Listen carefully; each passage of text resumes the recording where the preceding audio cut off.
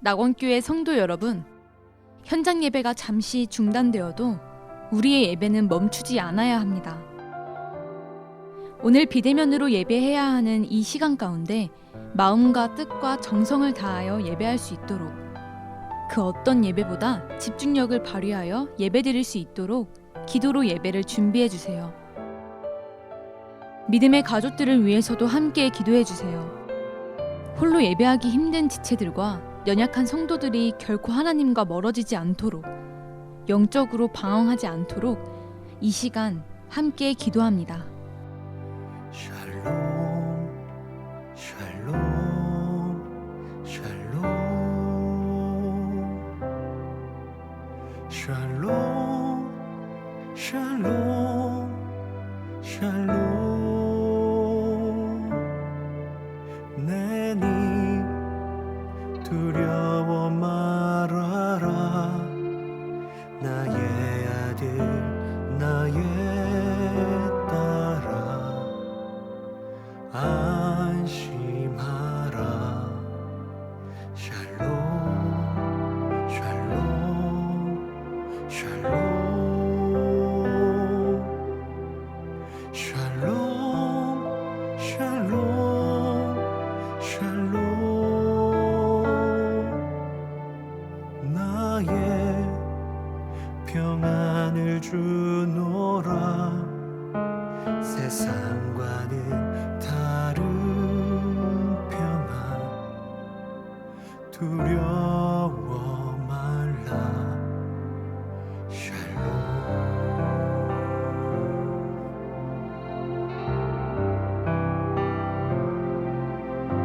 샬롬 샬롬 샬롬 샬롬 샬롬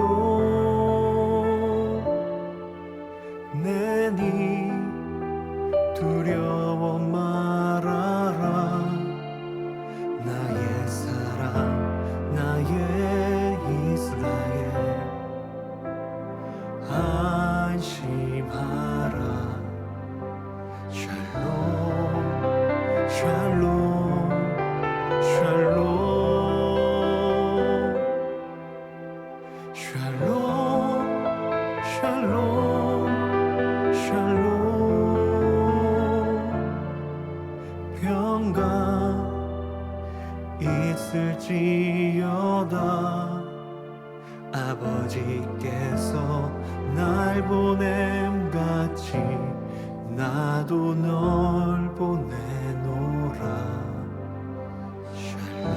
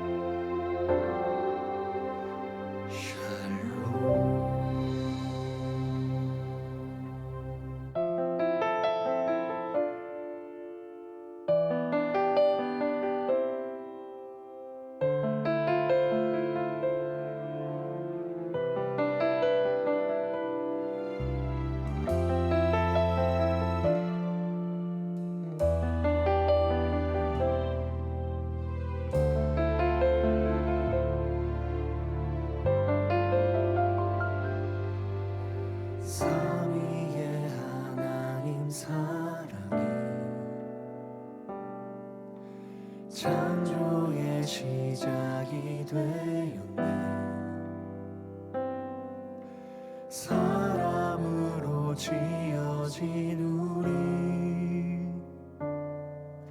사랑의 존재가 되었네 삼위의 하나님 사랑은 끝없이 우리를 향하네 아로 새겨진 주의 형상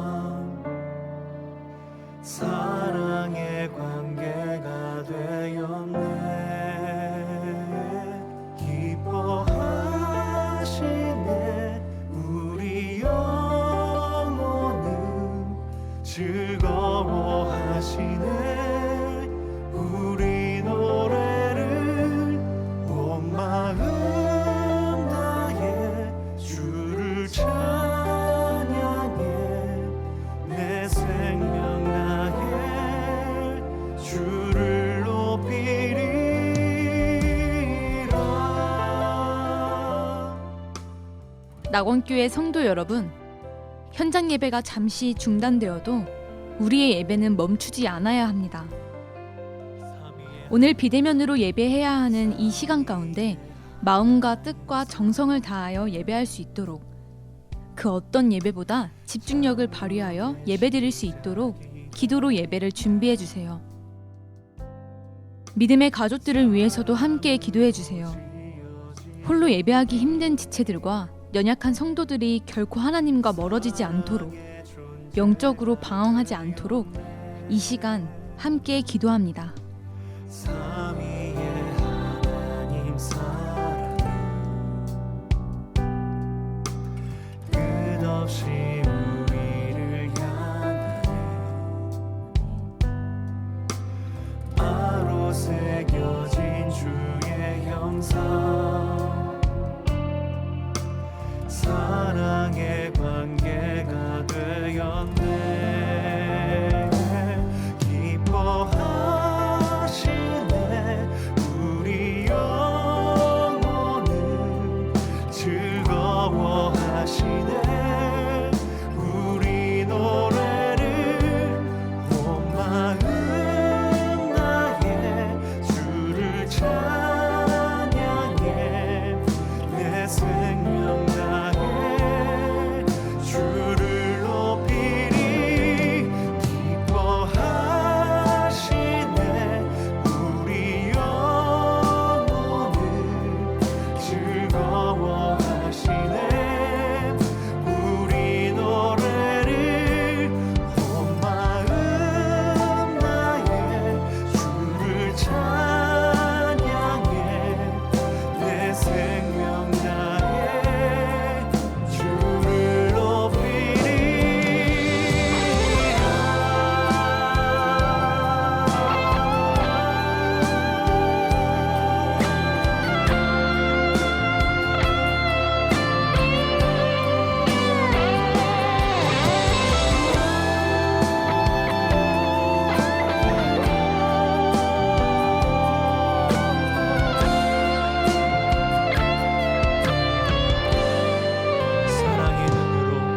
사랑의 눈으로 우릴 바라보시네. 사랑의 노래로 주께 감사드리네. 사랑의 눈으로 우릴 바라보시네. 사랑의 노래로 주께 감사드리네.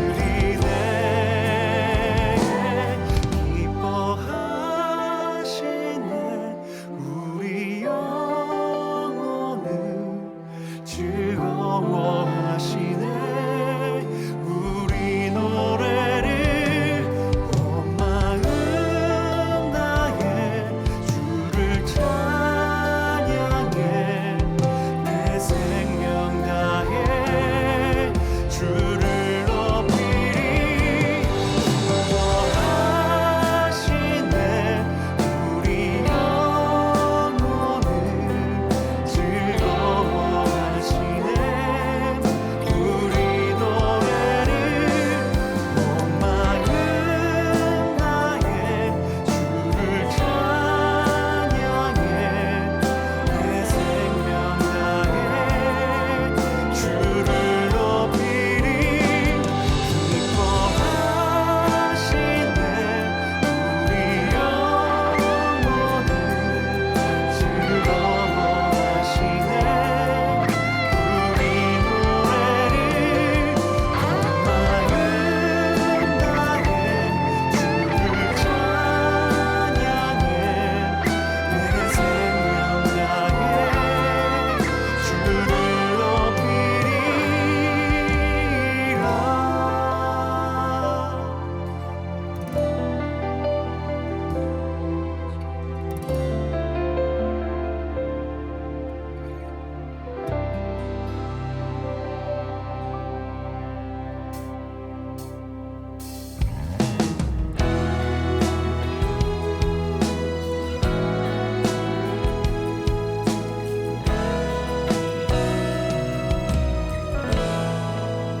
주님 앞에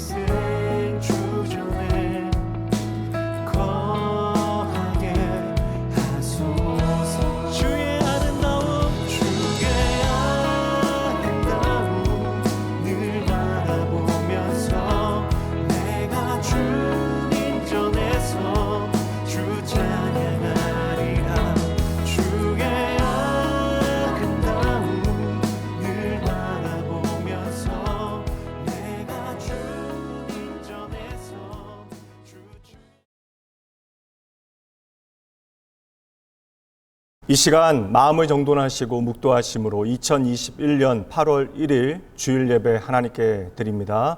다 함께 묵도합니다.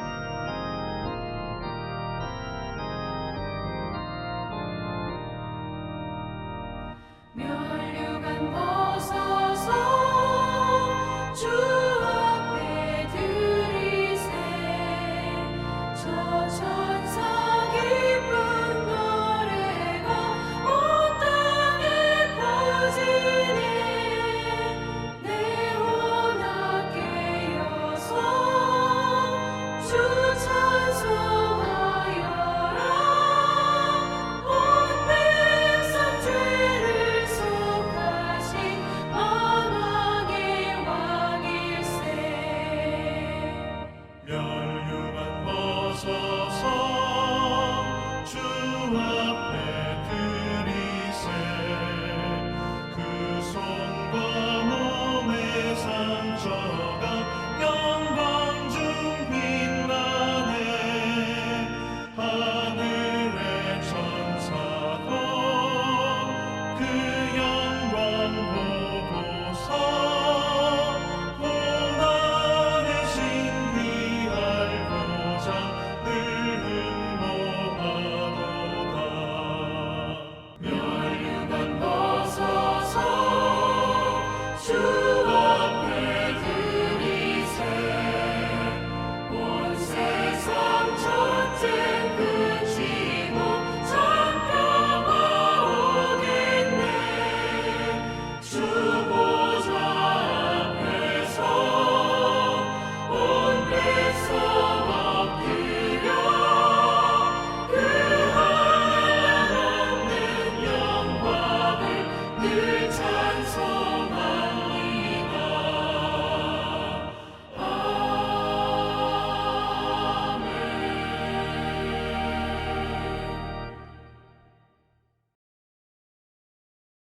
하나님이여 주의 판단력을 왕에게 주시고 주의 공의를 왕의 아들에게 주소서.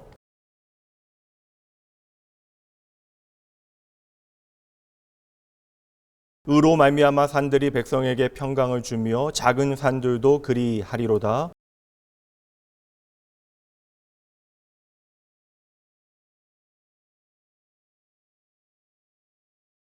그들이 해가 있을 동안에는 주를 두려워하며 달이 있을 동안에도 대대로 그리 하리로다.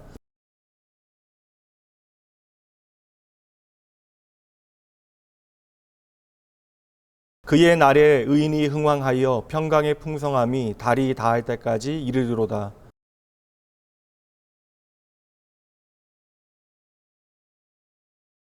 모든 왕이 그의 앞에 부복하며 모든 민족이 다 그를 섬기리로다. 아멘. 전능하사 천지를 만드신 하나님 아버지를 내가 믿사오며 그 외아들 우리 주 예수 그리스도를 믿사오니 이는 성령으로 잉태하사 동정녀 마리아에게 나시고 본디오 빌라도에게 고난을 받으사 십자가에 못 박혀 죽으시고 장사한 지 사흘 만에 죽은 자 가운데서 다시 살아나시며 하늘에 오르사 전능하신 하나님 우편에 앉아 계시다가 저희로서 산자와 죽은 자를 심판하러 오시리라.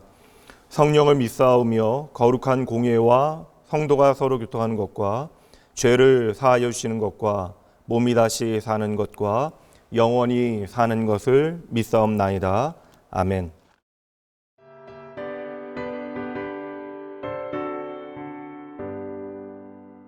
내가 늘지 않은 예수 나의 상처 입은 심령을 불쌍하게 여기사 위로하여 주시니 기쁘신 나의 주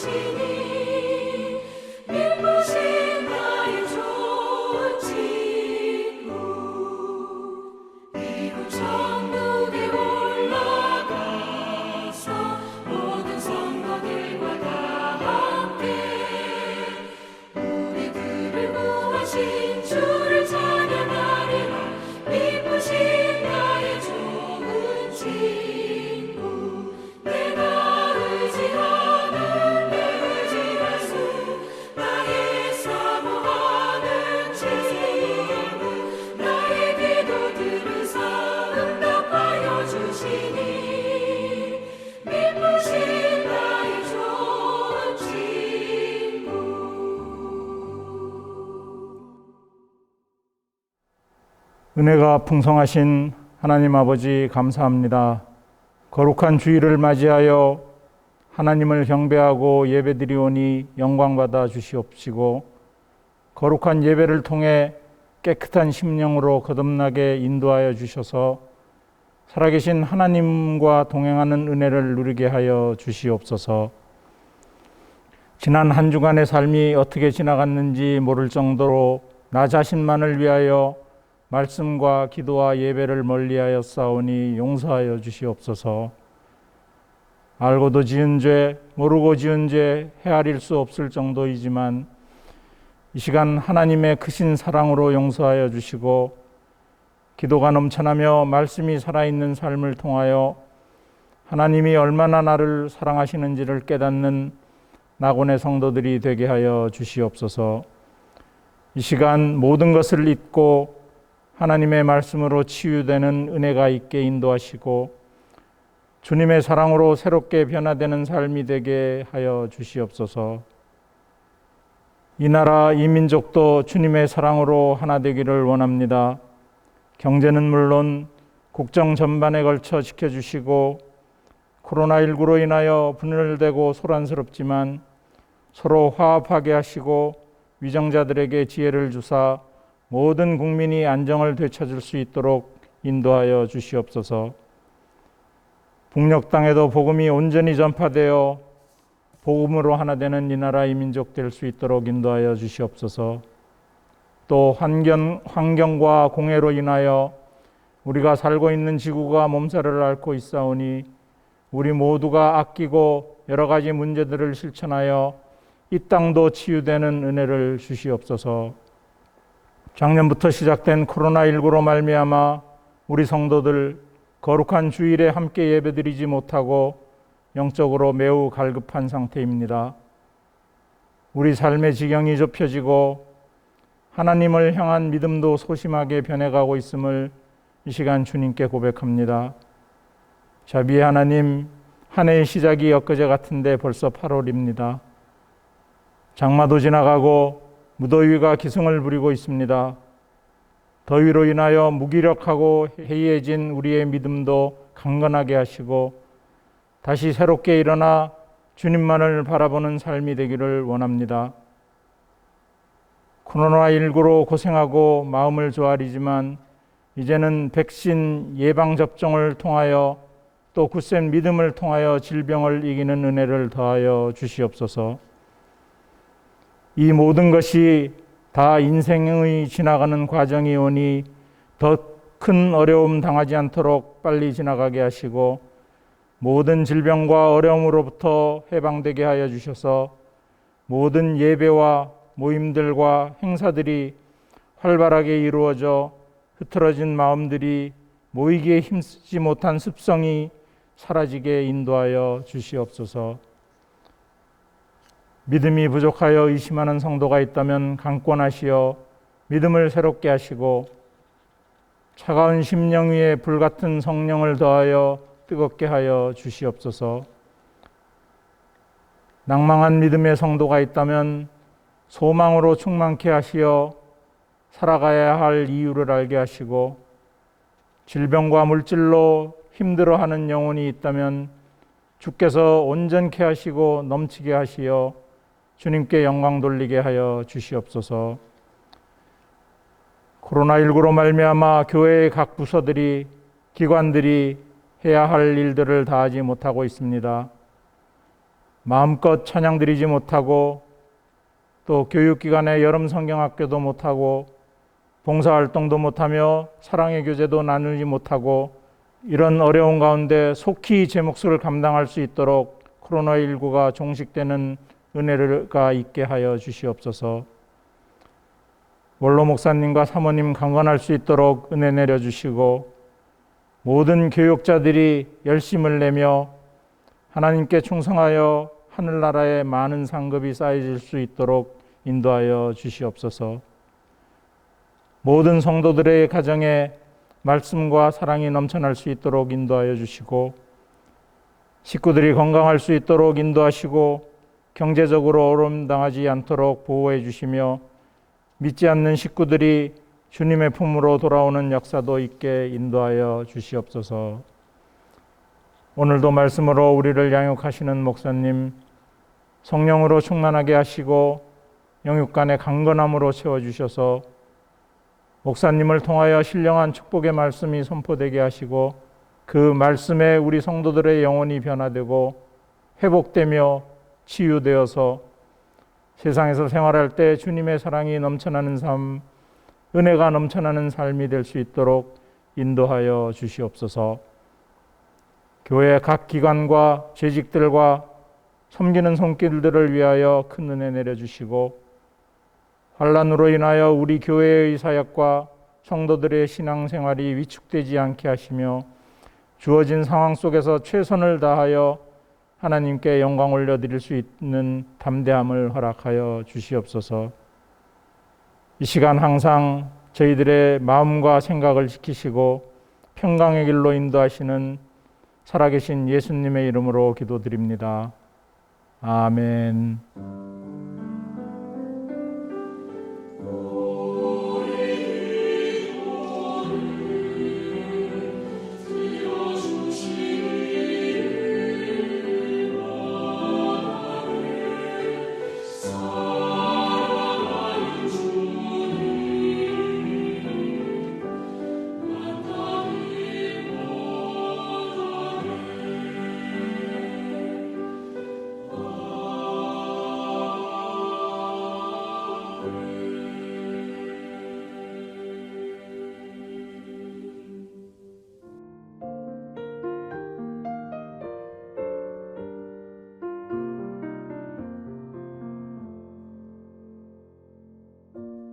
(2021년 8월) 첫째 주 주일 낙원교회 교회 소식입니다.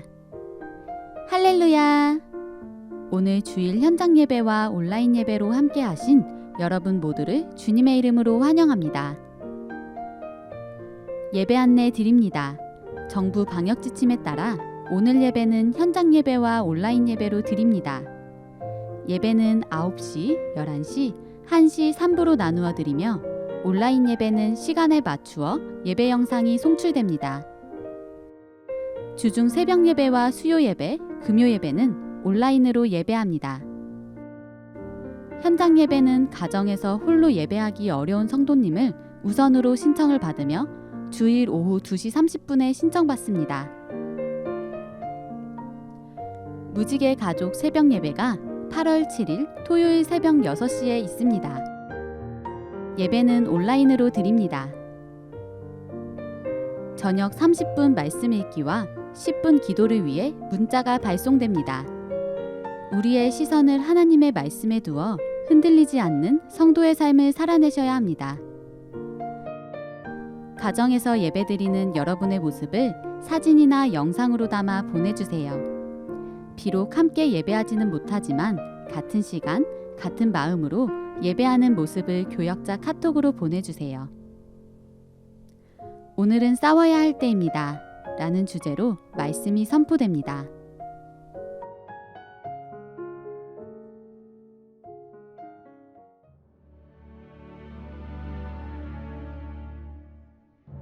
오늘 우리에게 주시는 하나님의 말씀입니다. 마태복음 4장 8절에서 11절까지의 말씀입니다. 마귀가 또 그를 데리고 지극히 높은 산으로 가서 천하 만국과 그 영광을 보여 이르되 만일 내게 엎드려 경배하면 이 모든 것을 내게 주리라. 이에 예수께서 말씀하시되 사탄아 물러가라. 기록되었을 때 주 너의 하나님께 경배하고 다만 그를 섬기라 하였느니라. 이에 마귀는 예수를 떠나고 천사들이 나와서 수종드니라.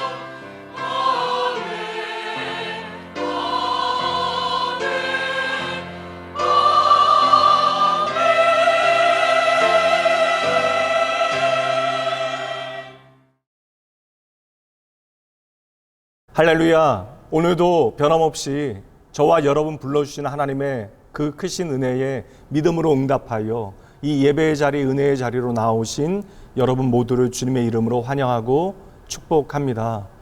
오늘도 많은 성도들이 흩어진 자리에서 예배하게 되어집니다. 그러나 믿음의 눈으로 보세요. 오늘 우리가 예배하는 것은 그 흩어진 우리의 가정이나 차 안이나 그 어떤 공원이나 자리가 아니에요. 우리는 비록 흩어져 있으나 한 분 하나님 안에서 다 함께 하나님을 예배하고 있는 것입니다. 이 시간 진리의 영 되신 하나님께서 우리를 하나 되게 하실 것이고 하나님의 진리의 말씀을 통하여 우리의 인생을 향하신 하나님의 그 깊으신 뜻이 무엇인지를 붙잡게 하실 것입니다. 그러니 진리의 영 되신 성령 하나님께 우리의 마음의 주도권을 넘겨드리셔야 돼요. 그리할 때 그 말씀은 오늘도 저와 여러분을 살리는 살아있는 하나님의 능력이 되어질 것이고 그 말씀은 더불어 저와 여러분의 오늘의 삶을 변화시키는 하나님의 은혜로운 일하심이 되어질 것입니다. 말씀 나누도록 하죠. 오늘은 싸워야 할 때입니다. 마지막 시간, 세 번째 시간. 이 말씀을 통하여 예수 그리스도께서 그 모든 영적인 전쟁에서 친히 승리하심으로 우리가 어찌 그 영적인 전쟁을 분별하고 그 믿음의 승리를 얻어내야 하는가를 교훈하실 터인데 이 말씀 잘 듣고 우리도 우리의 삶의 모든 영적인 전쟁에서 승리하는 여러분 되셔야 합니다. 서초동에서 레스토랑을 운영하신 한 집사님께 예전에 들었던 말인데요. 그분은 매장에 나오게 되어지면 일하는 직원들이 여럿 있음에도 불구하고 꼭 주방에 들어가셔서 설거지를 먼저 하신대요. 일손을 거들고 모범이 되려고 하는 의도도 있겠지만 진짜 의도는 설거지를 하게 되어지면 손님들이 원하는 것이 무엇인지를 제대로 보게 된다는 것입니다.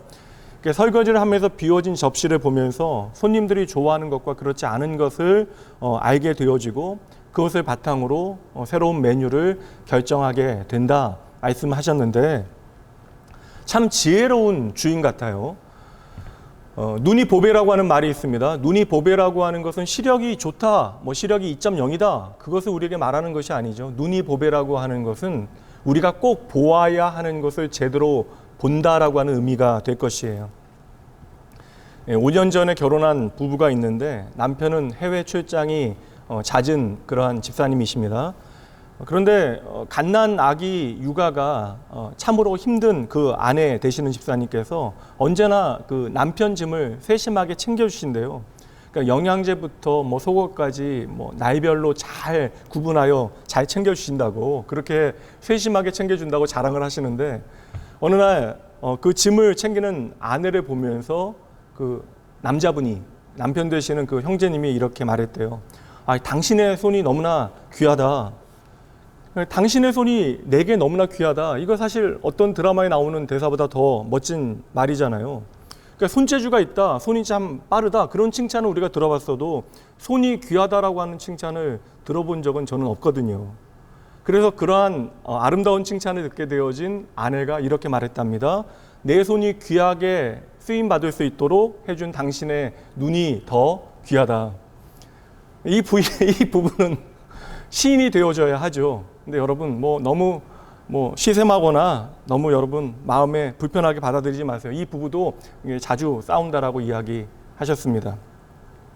여러분 세상은 우리가 어떻게 바라보느냐에 따라서 그 모양이 완전히 달라지는 것입니다. 그러므로 우리의 눈으로 보게 되어지는 것은 어느새 우리의 마음에 들어와서 자리를 잡게 되어지는 것이죠. 그래서 우리는 눈으로 본다라고 이야기하지만 실상은 우리의 마음으로 보게 되어지는 것입니다. 우리가 그냥 바라보기만 했는데 그것이 어느새 우리의 마음에 들어와 착상이 되어지고 그것이 우리의 바라보는 것에 영향을 미치게 되어집니다. 그것을 우리가 좀 유식한 사자성어로 견물생심이라고 하는 것이죠. 보기만 했는데 어느새 마음이 가버리는 거예요. 없는 마음이 생겨나는 것입니다. 저는 선교사님들 만나뵙게 되어지면 어떻게 선교를 시작하셨는가 여쭈게 되어져요. 대단한 이유들이나 어떠한 터닝 포인트를 갖는 분들도 계시지만 많은 선교사님들께서 어찌 보면 그 처음 시작이 지극히 작은 것으로부터 시작되어짐을 듣게 되어집니다. 예전에 제가 미국에서 만나뵈었던 한 선교사님 경우가 생각이 나는데요. 자기에게는 선교에 대한 꿈도 없었고 거창한 소명 의식도 없었대요. 그냥 단기 선교, 분당에 있는 한 대형 교회에서 2주 동안의 단기 선교에 참여하게 되어졌는데 한국에 돌아온 다음에도 이상하게 계속해서 그 마음이 선교지에 가 있게 되어졌더래요. 그리고 밤에 잠도 오지 않는답니다. 그래서 한밤중에도 중앙아시아에 있었던 그 부족을 위해서 자신이 나도 모르게 기도를 하게 되어지더래요. 그러니까 그 부족이 당신의 마음에 담겨진 것입니다. 그러한 마음으로부터 출발해서 카자흐스탄에서 17년 동안 부족 사역을 감당하셨는데, 이분이 지금 미국에 있는 CCC 본부에서 코디네이터로 일하시는 박남용 선교사님입니다.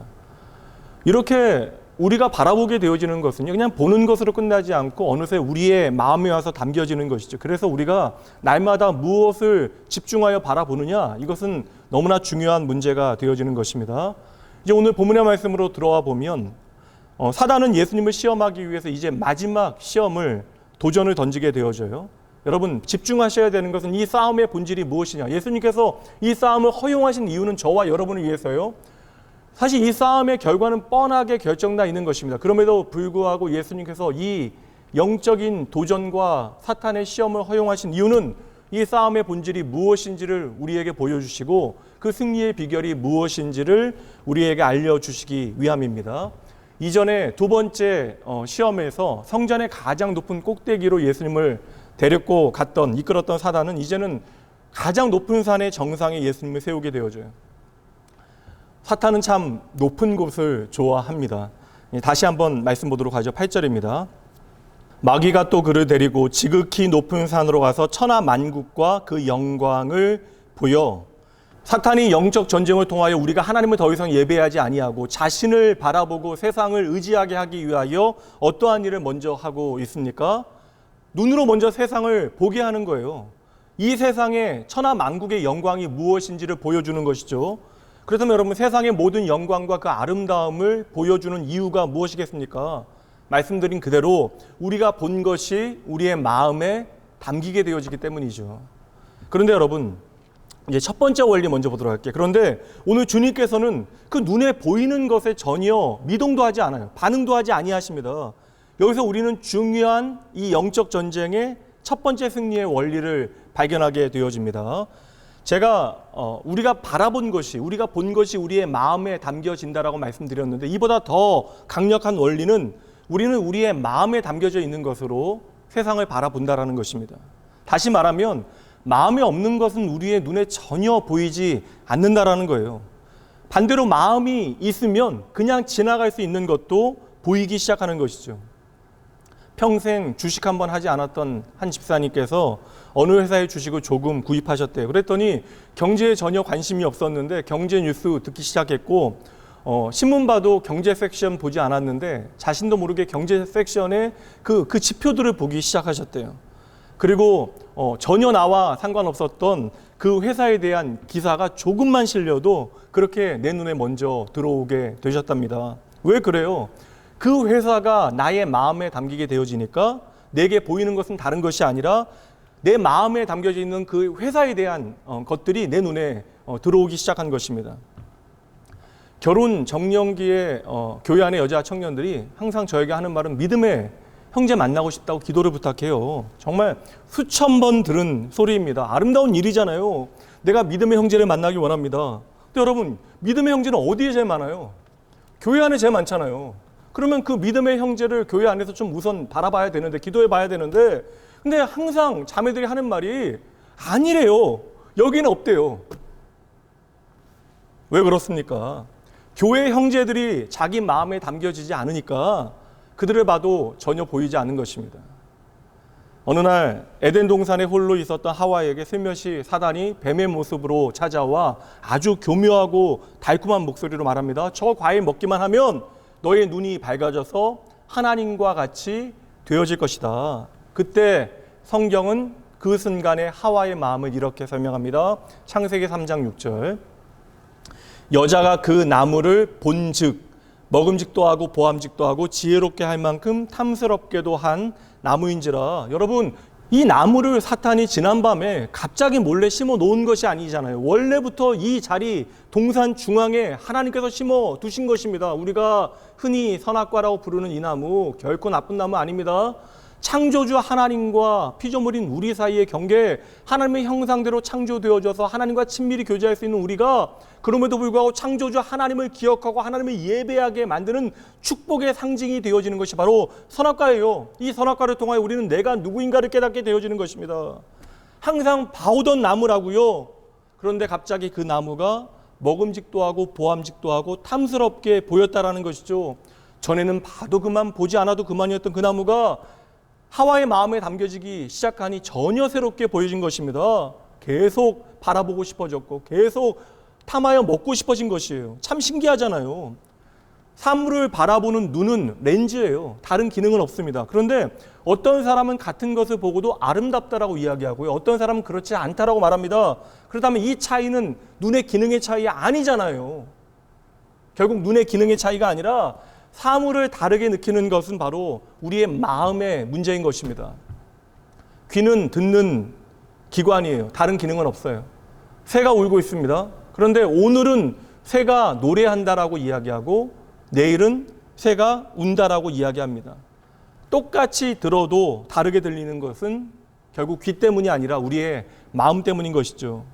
우리는 매 순간 우리의 눈이 보고 귀가 듣는다라고 생각하지만 결국 이 세상을 보고 듣는 것은 우리의 마음인 것이죠. 창세기에 보면 아브라함과 롯이 하나님의 은혜 가운데 새로운 땅에 성공적으로 정착하게 되어지고 상당한 부를 얻게 되어져요. 근데 안타까운 것이 그렇게 애틋하고 소중한 관계였는데 이 삼촌과 조카 사이에 갈등이 생겨요. 왜냐하면 가진 것이 많아 부리는 사람들이 많아지자 그들의 목자들이 이제 이해관계 때문에 서로 충돌하게 되어지는 일들이 벌어진 것입니다. 그래서 아브라함은 롯에게 네가 먼저 땅을 좀 정해라. 그 다음에 내가 선택하겠다.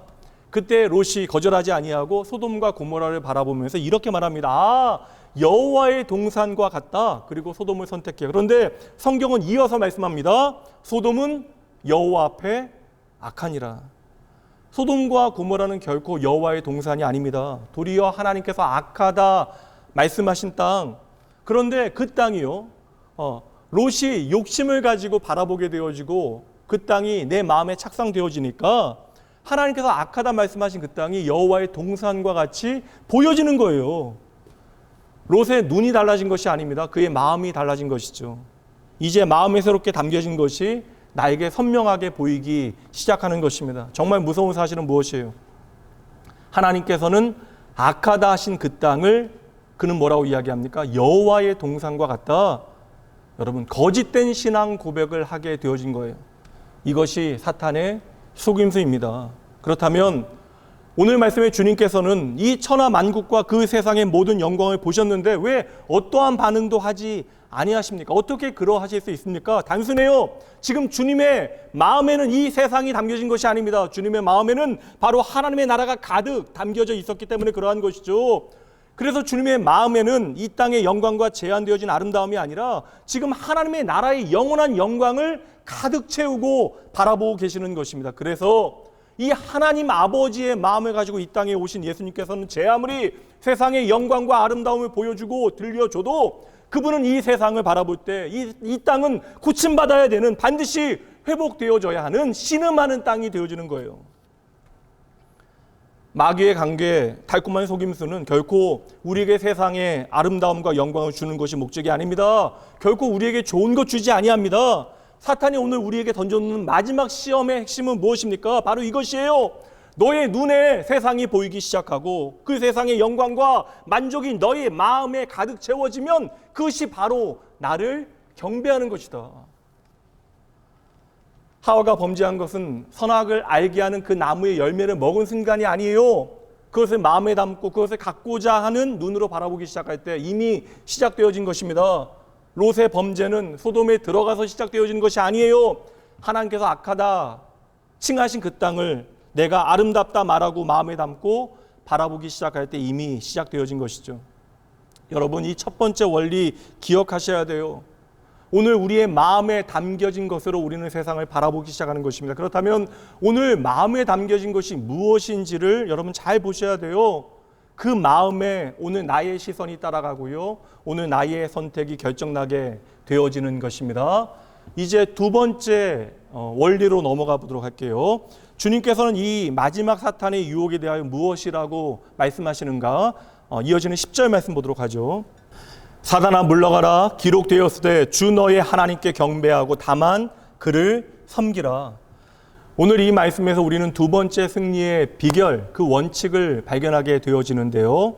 경배하다라는 단어가 핵심 단어 같아요. 이 경배하다라고 하는 헬라어 단어가 프로스케네오라고 하는 단어입니다. 근데 이 단어가 요한복음 4장과 12장에서도 사용되어지는데 그때 번역은 경배하다라는 단어 대신 예배하다라고 하는 단어로 사용이 되어집니다. 그러니까 예배의 본질을 설명하는 단어. 그래서 이 프로스케네오, 경배하다, 예배하다라고 하는 단어의 뜻은요, 그 대상을 향하여 내 마음이 기울어지다라고 하는 뜻이에요. 그러니까 내 마음이 그 대상에게 기울어지다. 그렇다면 여러분, 예수님께서 어떻게 사단의 공격을 이겨내셨습니까? 예수님의 마음이 이미 무엇을 향하여 기울어져 있었다라는 것이죠. 이 말씀을 설명하기 위하여 구약의 한 장면으로 가보도록 할게요. 역대하 32장에 보면 아수르의 사네립이 이스라엘을 침공하게 되어집니다. 침공하여 예루살렘으로 들어가는 모든 수로를 끊어 놓아요. 근데 모든 물길을 끊어 놓았는데 예루살렘은 끝까지 버티게 되어지고 여호와의 신이 사네립의 군대를 쳐서 이스라엘이 이 전쟁에서 승리하게 되어집니다. 그럼 여러분 생각해 보세요. 물이 없는데 어떻게 버틴 것일까? 이때의 왕이 여러분 잘 아시는 하나님을 경외하였던 히스기야 왕이었는데 사네립의 그 침공을 대비하여 군대와 백성들을 동원하여 기온샘의 물줄기를 끊어서 적들에게 물이 공급되어지지 못하게 하고요. 또 지하 터널을 파서 기온샘의 그 물을 성 안에 있었던 실로암 못까지 끌어들이는 공사를 하게 되어집니다. 보이지 않게 지하 수로를 만들어야 되니까 당시 2,500명이 이 공사에 동원되어졌고 그렇게 지하 수로가 534m나 파여져서 만들어졌다라는 거예요. 공사 자체도 참으로 대단한 일이긴 하지만 더 놀라운 것은요, 이 534m의 지하 수로의 높이 차이가 고작 32cm밖에 되지 않는다는 것입니다. 그러니까 534m의 기울기가 고작 그 높이가 32cm밖에 안 된다. 그러니까 기울기를 계산해 보면 각도가 0.06도. 참 놀랍지 않으세요? 쉽게 이야기해 보면 눈에 보기에는 그냥 평탄하게 평평하게 보인다라는 것입니다. 그런데 그렇게 작은 기울기요, 0.06도밖에 되지 않은 작은 기울기인데 그럼에도 불구하고 기온샘의 물은 조금씩 흘러가서 예루살렘 성 안에 실로암 연못에 모이기 시작했다라는 것입니다. 그렇게 이스라엘 백성들은 성 안에 갇혔어도 물을 공급받게 되어진 것이죠. 그리고 지금도 히스기야의 터널로 불리어지는 이 지하 수로에는 물이 흐르고 있습니다. 무엇을 이야기해 주는 것일까요? 말씀드렸잖아요. 경배하다, 예배하다. 예배라고 하는 것, 경배라고 하는 것은 우리의 마음이 기울어지는 것이래요. 예배라고 하는 것, 경배라고 하는 것은 하나님을 향하여 우리의 마음이 기울어지는 것. 여러분, 오늘 예수님께서 보여주시는 승리의 비결이 무엇입니까? 경배하라라고 말씀하시잖아요. 무엇입니까? 왜 예수님께서는 마귀의 그 달콤한 유혹과 세상의 영광과 자랑이 보이지 않고 들리지 아니하시는 것입니까? 이미 예수님의 마음은요, 하나님의 나라와 그 뜻을 향하여 내 마음이 기울어져 있기 때문에 그러한 거예요. 이것이 바로 우리가 오늘 드려야 되는 예배가 되어지는 것이고 하나님을 향한 경배가 되어지는 것이죠. 그리고 이것이 바로 우리가 오늘의 영적 전쟁에서 승리할 수 있는 승리의 비결이 되어지는 것입니다. 당장 여러분, 오늘 우리의 삶에 어떠한 변화도 나타나지 않을 수 있어요. 예수를 믿는다 하지만 우리의 현실은 끝없이 우리를 지치게 하고 때로는 우리를 넘어지게 할 수도 있습니다. 그러나 히스기야의 그 터널과 같이 내가 주님을 향하여 0.06도 그 작은 각도로 기울어져 있기만 해도 그 눈에 보이지 않는 차이, 아무것도 아닌 기울기가 우리로 하여금 결국 하나님의 나라를 향하여 흘러가게 역사하는 힘이 있다는 것이죠.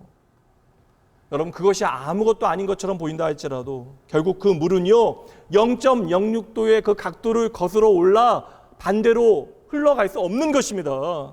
여러분, 오늘 우리가 드려야 하는 경배가 뭐예요? 오늘 우리가 드려야 되는 예배가 무엇입니까?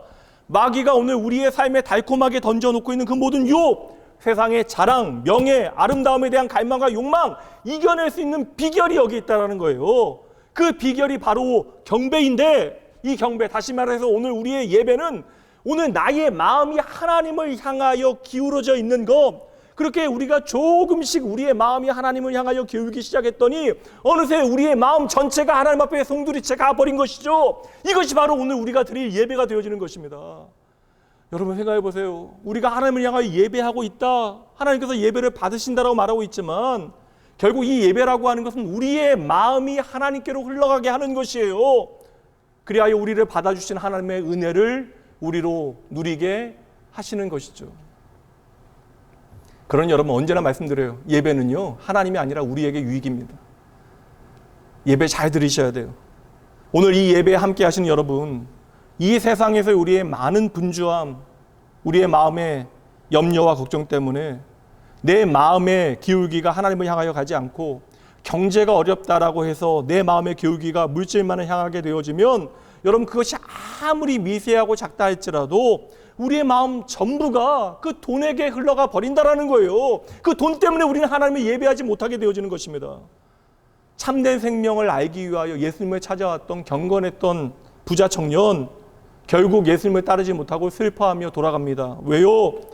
너희의 소유를 팔아 가난한 자에게 나누어 주고 나서 나를 따르라. 예수님의 이 말씀을 따를 수 없었기 때문에 그러한 거예요. 부자 청년은 분명 생명에 대해서 알고 싶었습니다. 그리고 그 생명의 길이 예수님께 있다는 사실도 알았어요. 그런데 그의 마음의 기울기 0.06도가 주님이 아니라 내가 가지고 있는 물질, 그것을 향해 흘러가고 있었던 것이죠. 주님께서는 그의 마음의 기울기가 무엇을 향하고 있는지를 정확하게 알고 계셨던 것입니다. 오늘 예수님께서는 이 자리에 여러분들을 향하여 우리의 마음이 쉽게 기울어지는 대상들을 점검하도록 요청하시는 거예요.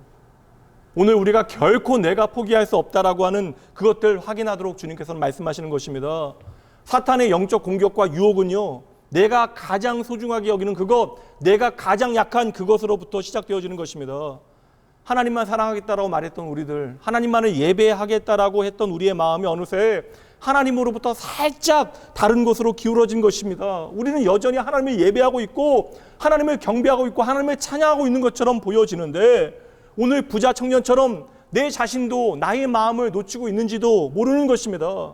우리가 조금만 우리의 마음이 하나님이 아니라 다른 것을 향하여 기울기 시작하면 어느새 그쪽으로 내 마음 전부가 가버리게 되어지는 것이죠. 그 결과 생명의 주님을 떠나게 됩니다.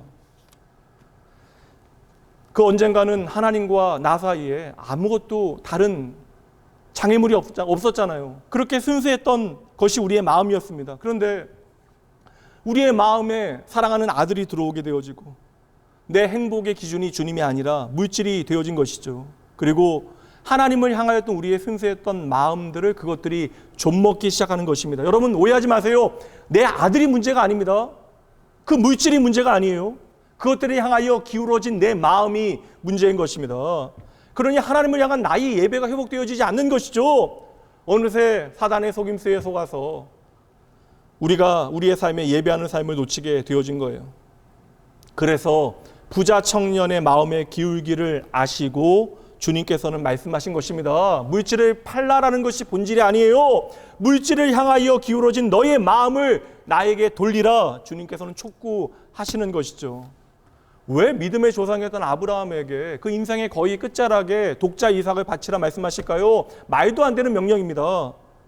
그렇다면 여러분 주님께서는 독자 이삭의 생명을 원하신 것입니까? 아니잖아요. 하나님의 말씀 잘 들어보세요. 창세기 22장 2절입니다. 여호와께서 이르시되 내 아들 내 사랑하는 독자 이삭을 데리고 모리아 땅으로 가서 내가 내게 일러준 한 산 거기서 그를 번제로 드리라. 하나님께서 말씀하십니다. 네가 사랑하는 독자 이삭을 버리라. 예전에 하나님과 아브라함 사이에는 아무것도 없었습니다. 그런데 어느새 조금씩 날마다 아주 약간씩 아브라함의 마음의 기울기가 눈에 보이는 아들 이삭에게 향하게 되어진 것입니다. 아브라함은 그 변화에 대해서 전혀 깨닫지 못해요.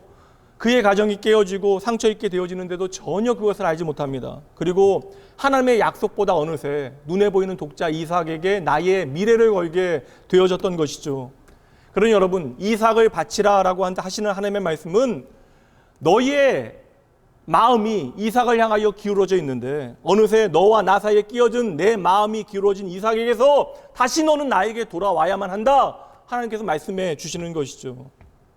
여러분, 오늘 우리에게 던져지는 사단의 끈질긴 영적인 공격에 대하여 예수님께서는 분명한 승리의 원리를 알려주고 계시는 거예요. 무엇입니까? 하나님만을 경배하는 것, 하나님만을 예배하는 것, 이것이 여러분 우리의 영적 전쟁의 강력한 승리의 비결이 되어진다는 거예요. 우리의 무기가 되어진다는 것입니다. 그래서 오늘도 우리는 영적 전쟁에서 승리하기 위하여 참으로 하나님을 예배해야 되는 거예요.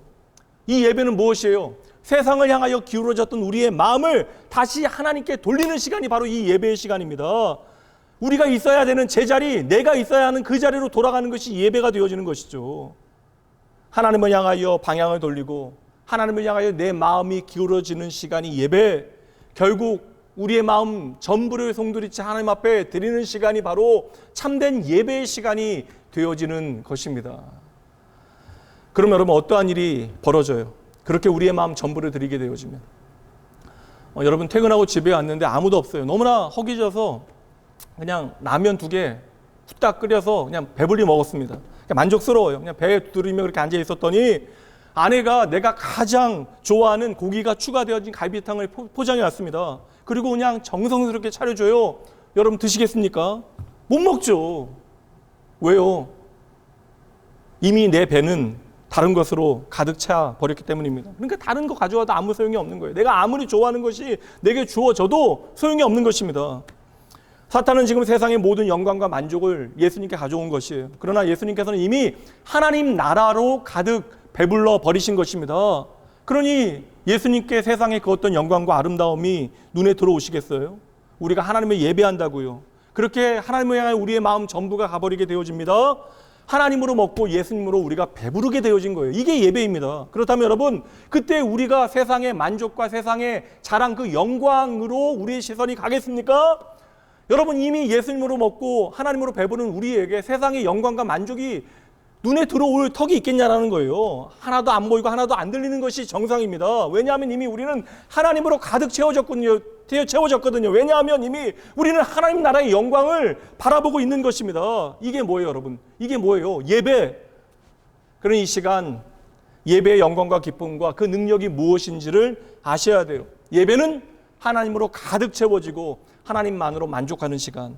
그렇게 오늘 내 마음에 하나님이 보이면 우리의 참된 예배가 시작되어진 것입니다. 다시 말씀드릴게요. 예배는 세상을 향하여 기울어진 우리의 마음을 하나님께로 기울게 하는 것. 오해 없이 들으셔야 돼요. 우리가 예배 잘 드리면 세상에서 성공한대요. 우리가 예배 잘 드리면 경제적인 문제들이 해결되어지고 만사형통한대요. 그러나 여러분, 예배는 세상을 강화하기 위하여 우리가 드리는 의식이 아닙니다. 예배는 말씀드렸잖아요. 세상을 향하였던 우리의 시선을 하나님께로 옮겨놓는 시간, 우리가 세상으로 흘러갔던 우리의 마음의 기울기를 다시금 하나님께로 기울어지게 하는 시간.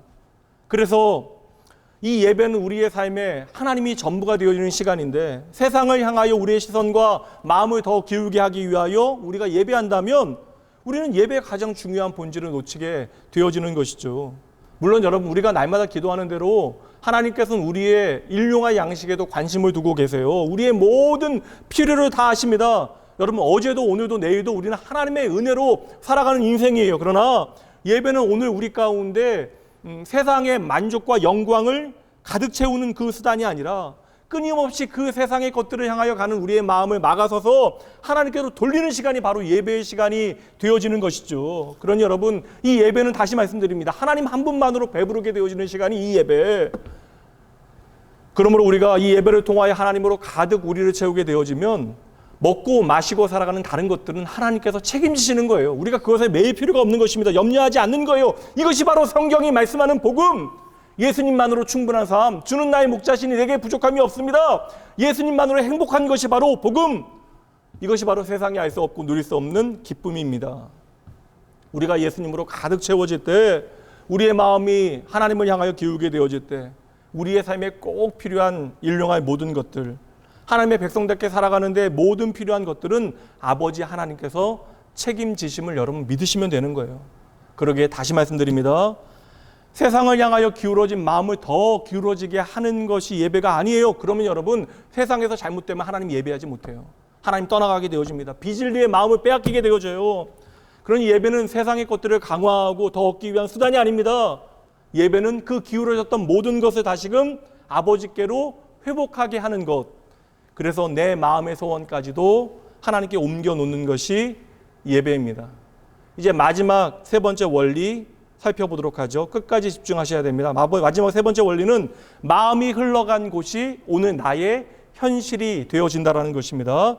그럼 여러분 보세요. 이렇게 우리가 하나님만을 예배하고 경배하게 되어질 때 어떠한 결과, 어떠한 현상이 나타나는가? 10절 말씀 다시 한번 보세요. 이에 예수께서 말씀하시되 사탄아 물러가라 기록되었을 때 주 너의 하나님께 경배하고 다만 그를 섬기라 하셨느니라. 주님께서는 지금 신명기 6장 13절 말씀을 인용하여 말씀하십니다. 신명기의 말씀에서는 경배라고 하는 단어를 경외라고 하는 단어로 표현하고 있는데 예수님께서는 지금 세상과 나를 경배하라라고 하는 사탄의 공격에 말씀으로 응전하시어 하나님만을 경외하라라고 하는 표현을 경배라고 하는 단어로 바꿔 말씀하신 것입니다. 이 경배하라라고 하는 단어는 헬라어로 포베데스라고 하는 단어인데 1차적으로는 좀 두려움이라고 하는 의미가 있어요. 그러니까 이 두려움이라고 하는 단어 자체가 경배의 의미와 유사하다라는 거예요.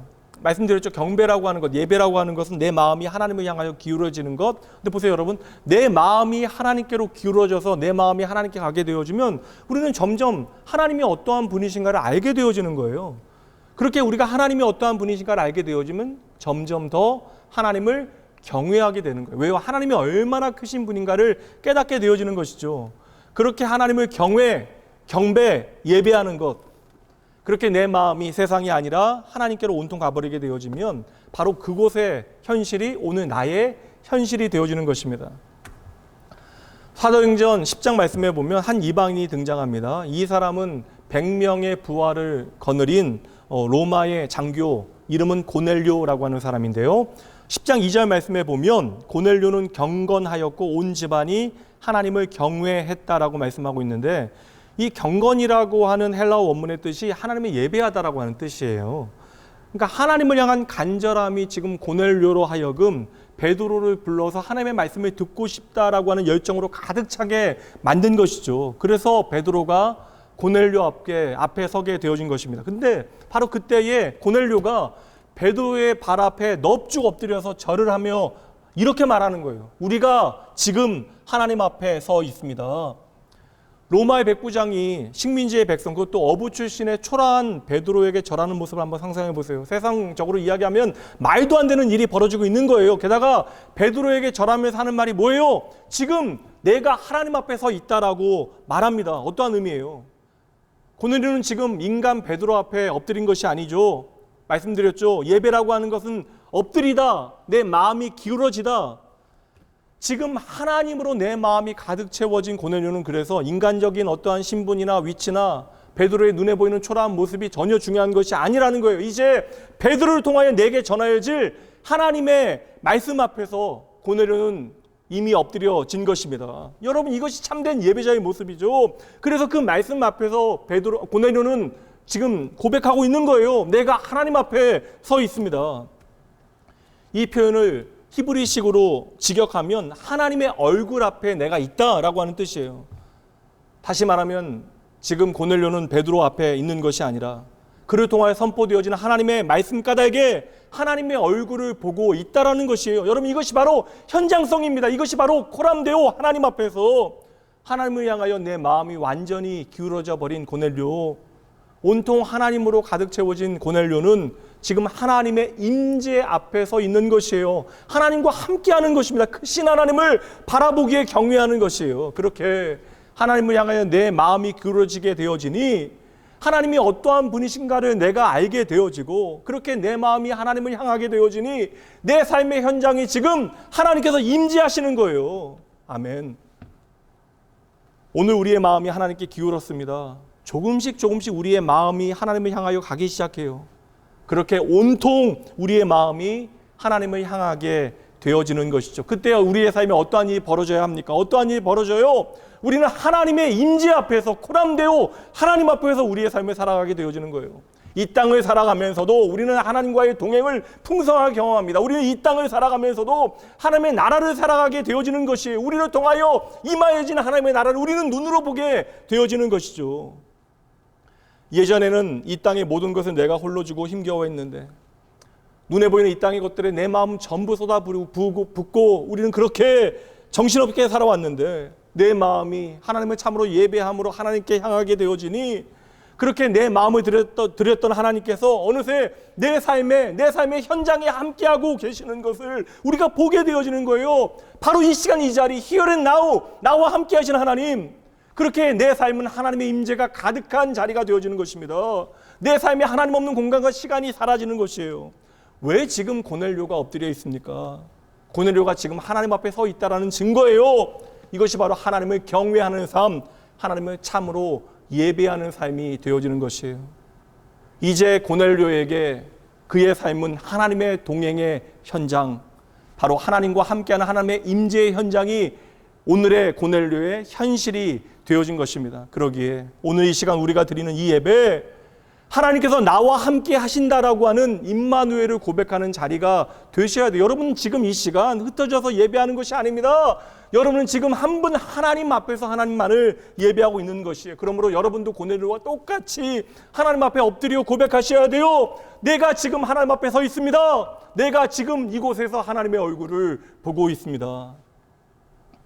여러분 착각하시면 안 돼요. 사실과 현실은 같은 단어가 아닙니다. 하나님께서 존재하신다라고 하는 것은 사실이에요. 그러나 그 사실이 오늘 우리의 삶의 현실이 되지 않을 수도 있다는 것입니다. 왜 우리는 오늘 살아계신 하나님을 내 삶의 현실로 경험하지 못해요? 우리가 제대로 하나님을 예배하지 못하기 때문에 그러한 것입니다. 우리의 마음이 하나님을 향하고 있지 아니하기 때문에 그러한 것이에요. 반대로 우리의 마음이 참으로 하나님을 향하여 하나님만을 예배하게 되어지면 하나님의 임재가, 그분이 다스리시는 나라가 오늘 나의 현실이 되어지는 것이죠. 있는 그대로 오늘 말씀 여러분의 삶에 실천적으로 적용하세요. 여러분의 마음이 기울어져서 물질을 향하게 되어진다. 물질을 사랑하는 거예요. 반대로 여러분의 마음이 기울어져서 하나님께로 갔다. 하나님을 사랑하게 되어지는 것입니다. 사랑하면 그 마음이 간 곳이 바로 나의 현실이 되어지는 것입니다. 우리는 그 현실을 누리고 그 현실을 경험하게 되는 것이죠. 여러분, 그러므로 오늘 내 마음이 가 있는 곳을 살펴보시면 되는 거예요. 오늘 내가 근심하고 있는 것, 내가 좋아하는 것, 내가 행복해하는 것, 내가 기뻐하고 있는 것이 무엇인지를 차근히 한번 살펴보세요.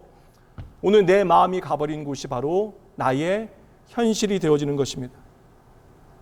저와 여러분은 예수를 믿는 사람들이에요. 그렇다면 예수를 믿는다라고 하는 것은 어떠한 의미가 있습니까? 예수님이 내 인생의 보물이 되신, 최고의 보물이 되신다는 사실을 깨닫는 것, 그래서 그분께 우리의 마음 전부를 드리는 것, 그래서 예수님께서 내 삶에 찾아오시는 것, 예수님께서 내 삶의 주인 되시는 것이 나의 현실이 되어지는 것, 이것이 예수를 믿는 것이에요.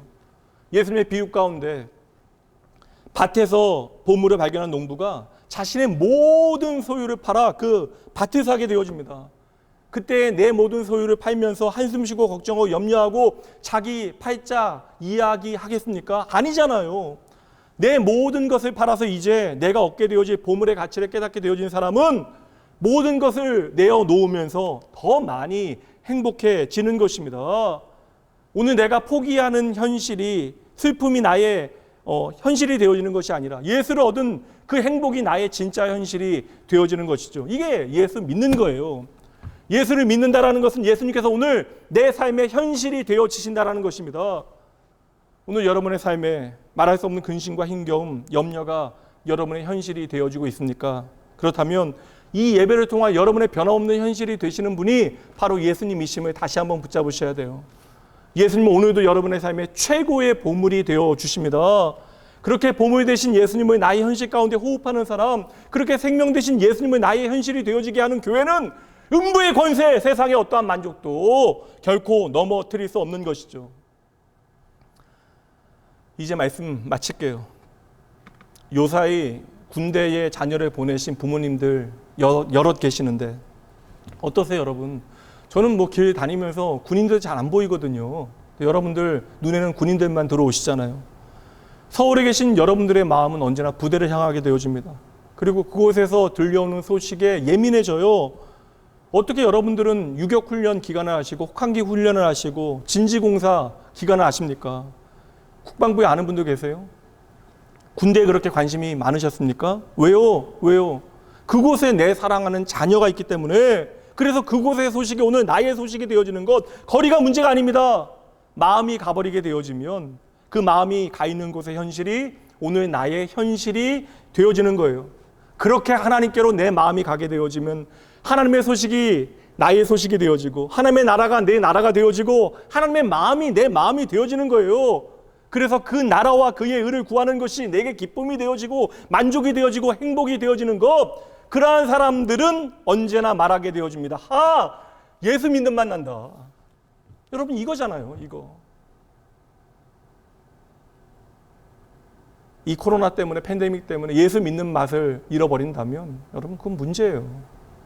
시편 34편 8절, 시인은 고백합니다.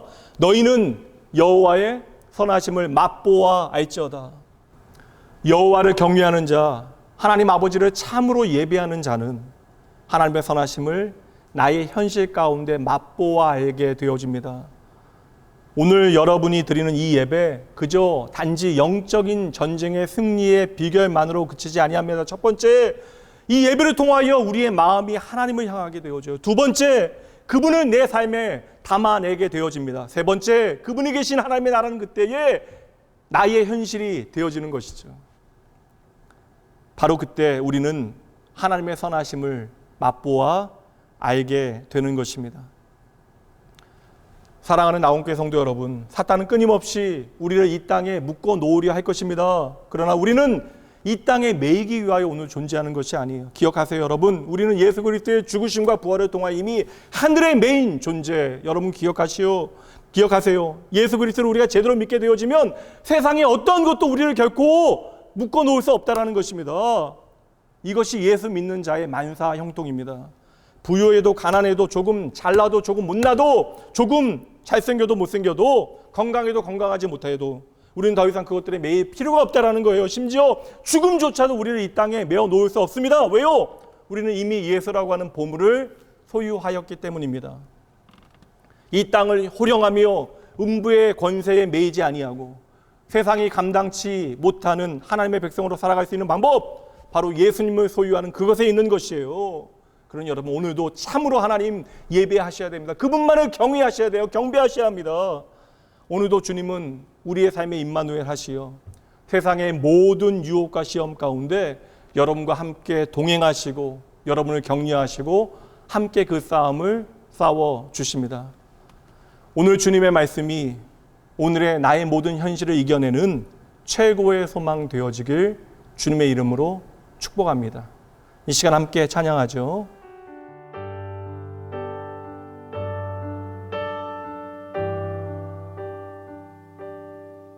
세상의 유혹 시험이 내게 몰려올 때에 나의 힘으론 그것들 모두 이길 수 없네. 거대한 폭풍 가운데 위축된 나의 영혼 어찌할 바를 몰라 헤매이고 있을 때 주를 찬양, 손을 들고 찬양. 전쟁은 나에게 속한 것 아니니 주를 찬양, 손을 들고 찬양. 전쟁은 하나님께 속한 것이니.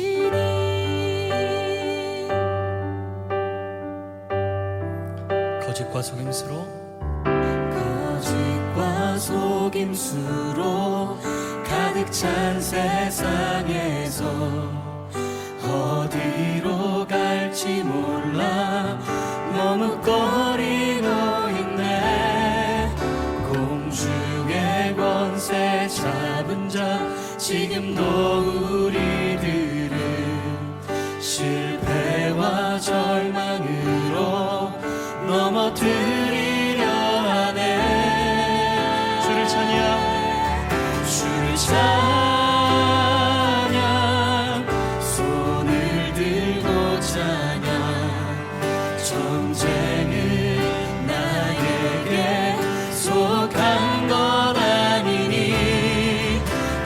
찬양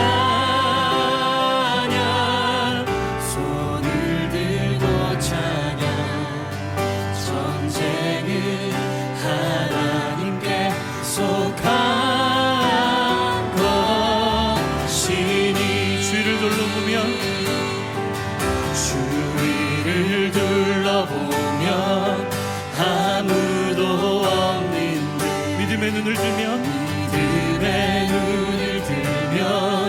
보이는 분 계시네 지금도 내 안에서 역사하고 계시는 사망과 어둠의 권세 물리치신 예수님 주를 찬양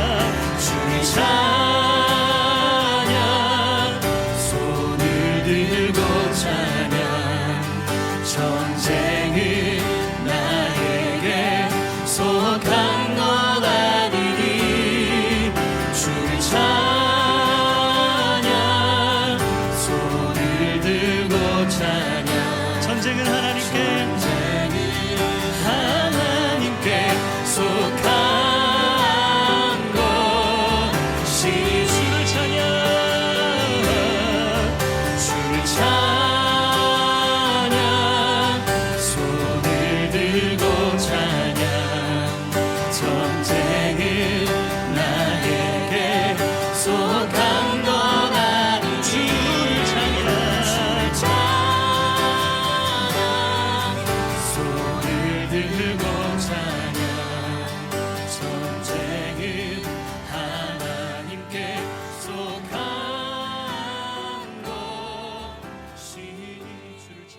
하나님 아버지, 우리를 향하신 하나님의 마음을 보기 원합니다. 오늘 저희들에게 싸워야 하는 영적인 전쟁이 있음을 깨닫게 하여 주시옵소서. 우리로 하여금 끊임없이 내 마음과 시선을 세상에 매이게 하는 사단의 간계와 모든 속임수 가운데 우리가 다 영적인 전쟁터로 부름받았음을 믿음으로 바라보게 하시고, 이 영적 전쟁터에 서 있는 이상 반드시 이 싸움에서 저희들로 승리하게 하여 주시옵소서. 주여, 이 세상이 보여주는 영광과 만족을 통하여 우리의 마음이 세상을 향하여 흘러가도록 역사하는 속임수에 더 이상 속지 말게 하시고, 그러한 생각이 들 때마다, 그러한 유혹이 내 마음을 흔들어 놓을 때마다 내 연약함을 아시는 주님께서 나를 위하여 미리 싸워 이기신 승리임을 오늘도, 그리고 나를 위하여 함께 싸우고 있는 믿음의 기림을, 승리의 기림을 저희들 결코 놓치지 않고 믿음으로 붙들게 하여 주시옵소서. 아버지 하나님, 오직 하나님만을 경외하며 예배하는 삶을 살아가기 원합니다. 우리의 마음이 날마다 하나님을 향하여 그렇게 흘러가게 하여 주시옵소서. 다시 한번 주님의 사랑을 우리의 마음에 새겨놓겠습니다. 오직 하나님의 은혜만으로 내가 살 수 있음을 잊지 말게 하시오. 내가 때때로 실패하나 나를 구원하신 주님은 결코 실패하지 아니하심을 믿음으로 선포하게 하여 주시옵소서. 나의 믿음이 사라지고, 나의 기도가 희미해지고, 나의 찬양이 연약해지고, 나의 삶이 혹 궁핍해진다 할지라도 나는 결코 실패하지 아니하시는 여호와 하나님만을 바라며 하나님께서 내 마음 온통 쏟아놓을 수 있도록 주여, 사랑하는 주의 자녀들을 단단히 붙잡아 주시옵소서. 모든 감사와 영광을 주님께 올려드리며, 오늘도 모든 영적인 전쟁의 승리자 되신 나의 소망 예수 그리스도 그 이름으로 간절히 기도합니다. 아멘.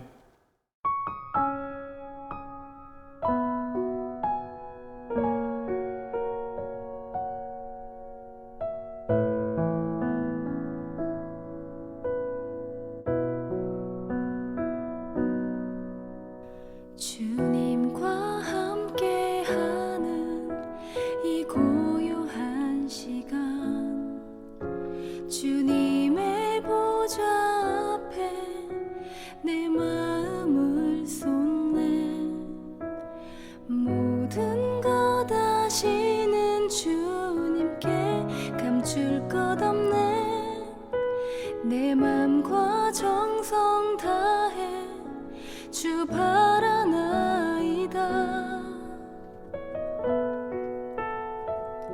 온 마음 다해 사랑합니다. 온 마음 다해 주 알기 원하네. 내 모든 삶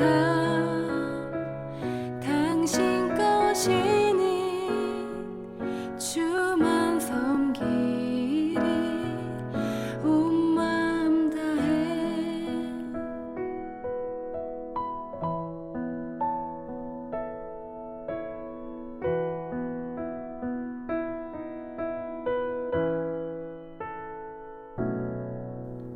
나 염려하지 않아도 내 쓸 거다시니 나 오직 주의 얼굴 구하게 하소서 다 이해할 수 없을 때라도 감사하며 날마다 순종하며 주 따르오리다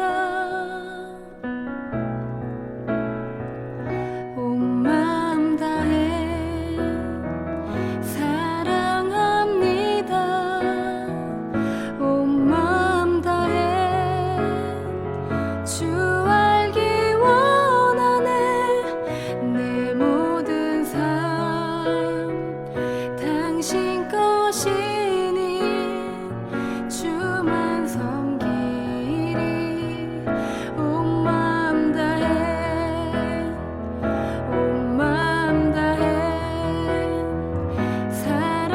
사랑합니다 온 마음 다해 주 알기 원하네 내 모든 삶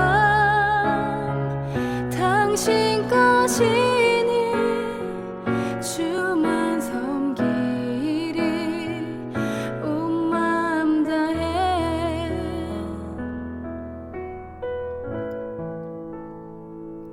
주만 섬기리 온 마음 다해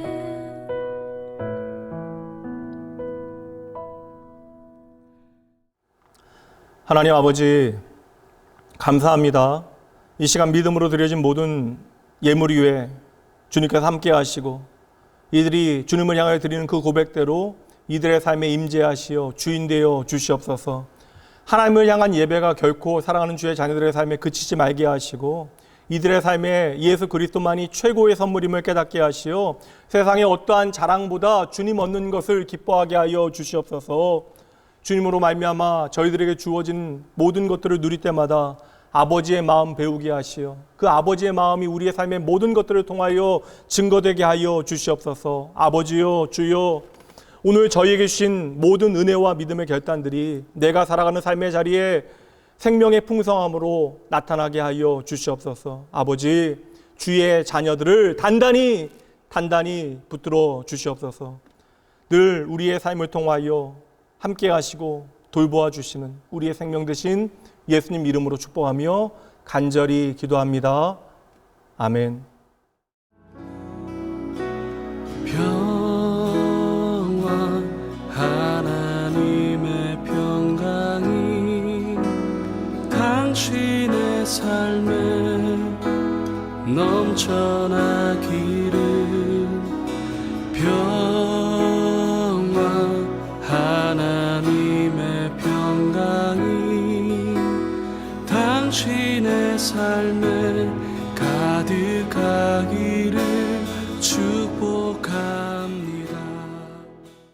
이제는 우리 주 예수 그리스도의 은혜와 하나님의 사랑하심과 성령 하나님의 함께하심이 오늘도 주의 자녀들을 다시금 승리할 수 있도록 믿음의 길로 인도하시되 그 마음과 시선을 하나님께 옮겨 놓을 수 있도록 성령 하나님을 통하여 역사하시는 하나님 앞에 결단하는 그 삶을 맡겨드리는 주의 사랑하는 백성들을 위해 이 시간도 변함없이 하나님의 긍휼과 사랑이 절실한 주님의 영혼들을 위해 흩어진 자리에 그러나 하나님을 향하여 참된 예배자로 하나님 앞에 나아가는 모든 주의 교회들 위해 지금으로부터 영원까지 함께 있을지어다.